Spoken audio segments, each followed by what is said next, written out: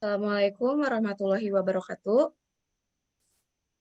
Perkenalkan, kami dari kelompok 7 TL4601 yang beranggotakan Roberto Sunjaya, Nias Jahwan, Afriani Bina Pratiwi, serta Rai Arya Jembar.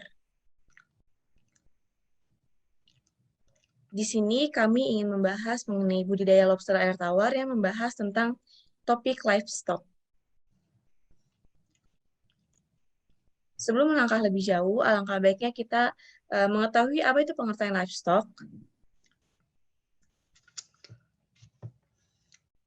Livestock merujuk pada hewan-hewan yang dipelihara oleh manusia untuk berbagai tujuan, termasuk produksi makanan, bahan baku, dan pekerjaan. Istilah ini umumnya digunakan untuk menggambarkan hewan-hewan seperti sapi, domba, kambing, babi, ayam, bebek, dan unggas lainnya yang dipelihara dalam skala besar. Lalu selanjutnya, apa sih pengertian lobster air tawar itu sendiri?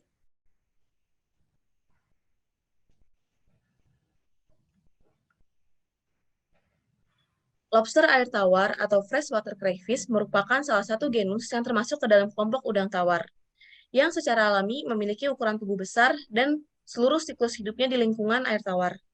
Lobster air tawar memiliki beberapa nama internasional, yaitu crawfish dan crawdad. Berdasarkan penyebaran di dunia, terdapat 3 famili lobster air tawar, yaitu famili Astachidae, Cambaridae, dan Parastachidae. Lobster air tawar umumnya lebih kecil ukurannya dibandingkan dengan lobster laut. Lobster air tawar juga termasuk kanibal dan omnivora. Next.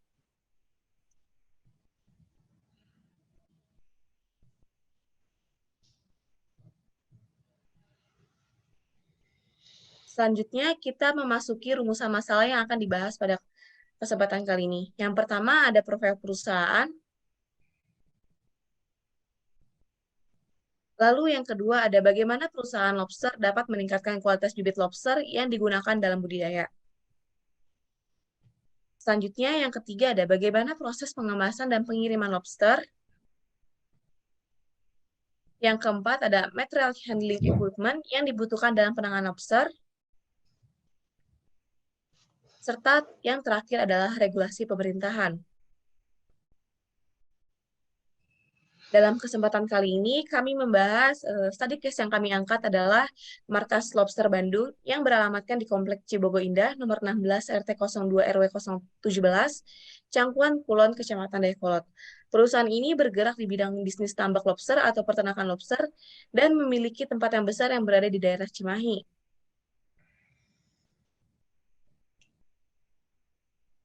Selanjutnya ada bagaimana perusahaan lobster dapat meningkatkan kualitas bibit lobster yang digunakan dalam budidaya yang akan dijelaskan oleh Nias Jahwan.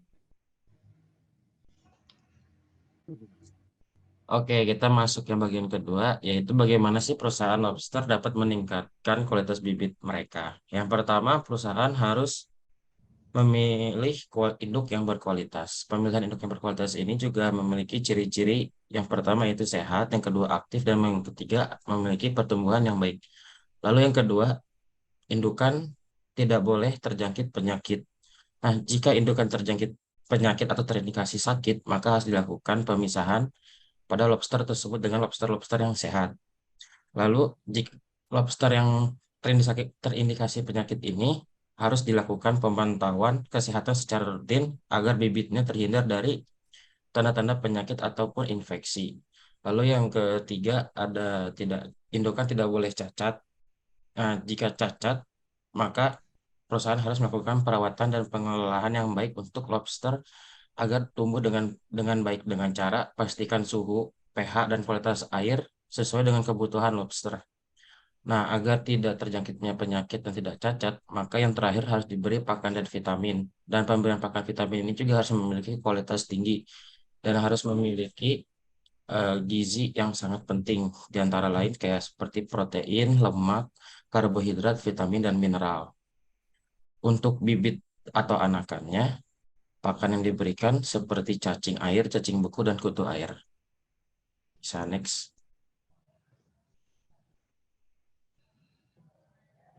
Oke, selanjutnya ada bagaimana proses pengemasan dan pengiriman lobster yang akan dijelaskan oleh Rai Arya Jembar.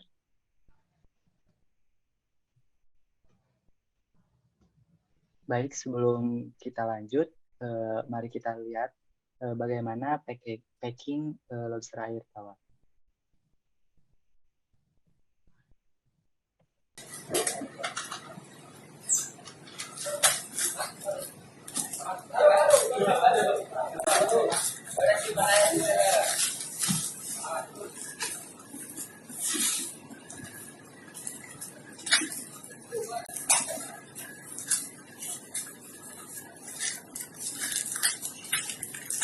Berapa lagi?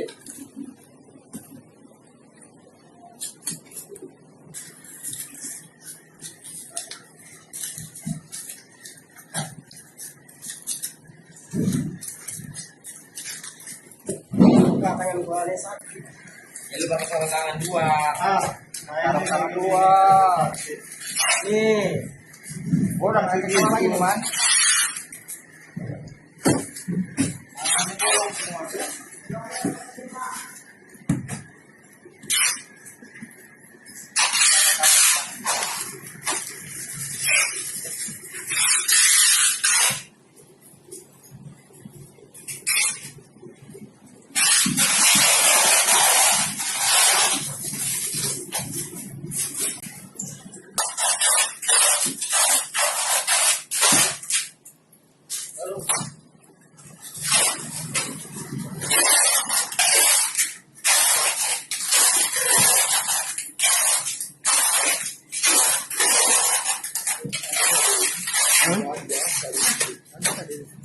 Ya, adobe,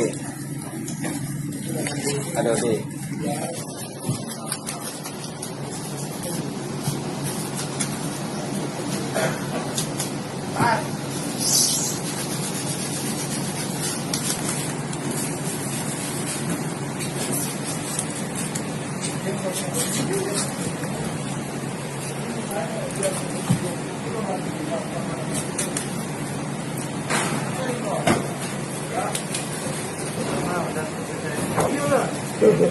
Kalau enggak, langsung aja.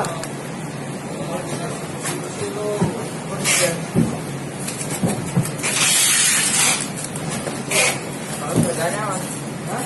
Kalau bedanya. Kalau lu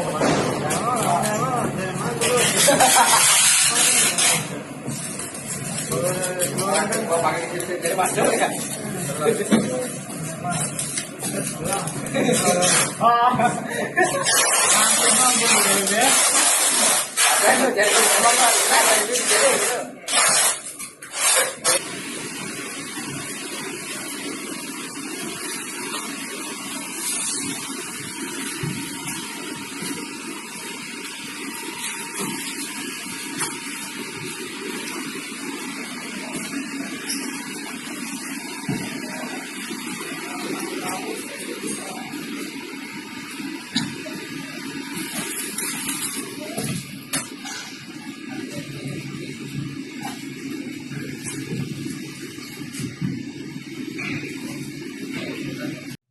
Oke, sekarang kita akan membahas proses pengiriman lobster air tawar.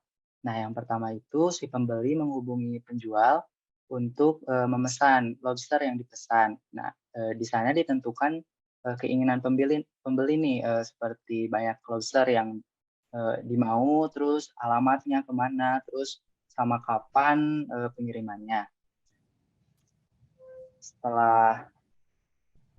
Setelah menentukan tersebut, terjadilah transaksi antara penjual dan pembeli. Nah, dengan harga yang sudah dipatok oleh penjual. Lalu, si penjual ini menyiapkan lobster yang akan dikirim ke pembeli dengan penyortiran terlebih dahulu. Kriterianya, lobsternya harus berkualitas yang baik. Nah, contohnya tuh seperti tidak penyakitan dan juga tidak cacat. Setelah mengalami proses penyortiran, si lobster dikemas menggunakan styrofoam yang dilihat di layar, dan di dalamnya juga dikasih es batu. Setelah proses pengemasan, si lobster dikirim melalui truk freezer yang sudah didesain khusus dengan sistem pendingin atau suhu yang terkontrol untuk menjaga suhu rendah selama perjalanan.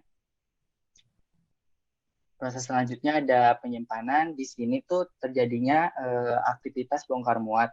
Nah, penanganan yang hati-hati harus dilakukan pada aktivitas ini karena lobster itu kan organisme yang rentan terhadap perubahan suhu dan perubahan pada lingkungan sekitarnya. Dan terakhir, lobster diterima oleh konsumen.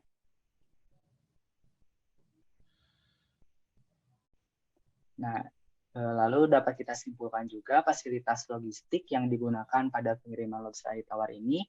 Yang pertama tuh ada transportasi, yang kedua ada tambak lobster untuk pembudidayaan, ketiga ada air bersih, dan keempat juga ada box pengemasan pengiriman lobster.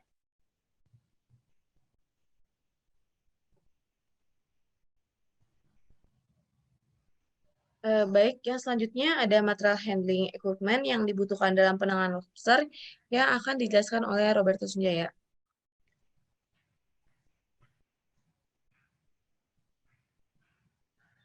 Oke, di sini ada material handling equipment yang dibutuhkan dalam penanganan lobster. Itu terdapat 3. Yang pertama yaitu penyimpanan. Penyimpanan ini digunakan saat bongkar muat, yaitu sebelum dilakukannya pengiriman atau saat sampai ke tujuan. Biasanya menggunakan wadah yang terbuat dari plastik fiber. Yang kedua yaitu packing. Packing lobster ini menggunakan styrofoam dengan diisi es batu supaya menjaga suhu si lobster tetap rendah yang membuat dia tetap segar dan tetap hidup. Yang ketiga yaitu pengirimannya. Pengiriman ini menggunakan truk box yang terdapat pendingin untuk menjaga suhu tetap rendah saat pengiriman, sehingga lobster ini tetap dalam kondisi yang baik.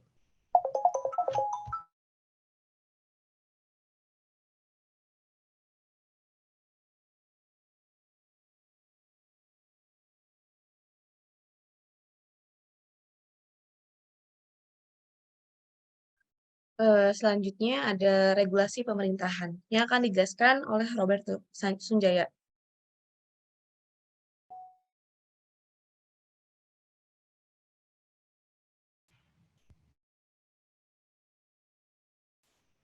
Selanjutnya itu regulasi pemerintah. Terdapat 2, yaitu pemerintah Indonesia melalui Kementerian Kelautan dan Perikanan telah mengeluarkan regulasi baru terkait ekspor komoditas lobster. Regulasi tersebut adalah Peraturan Menteri Kelautan dan Perikanan Nomor 12 Tahun 2020. Tak hanya mengatur pengelolaan lobster, Permen ini juga mengatur pengelolaan kepiting dan rajungan. Yang kedua, dalam regulasi ini, pemerintah memberikan izin ekspor langsung untuk komoditas lobster, sementara ekspor benih lobster yang sebelumnya dilarang sudah diperbolehkan dengan syarat harus mengikuti tempat pengeluaran khusus yang diatur dalam Keputusan Kepala BKIPM Nomor 37 Tahun 2020.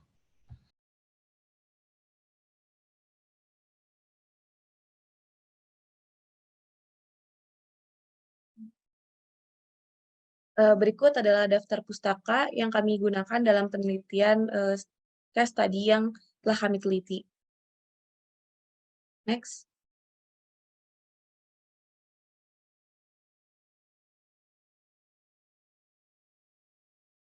Mungkin segitu yang dapat kami presentasikan dalam pembudidayaan budidaya lobster mengenai tema topik livestock. Kurang lebihnya mohon maaf, kami dari kelompok 7. Wabillahi taufiq wal hidayah. Wassalamualaikum warahmatullahi wabarakatuh.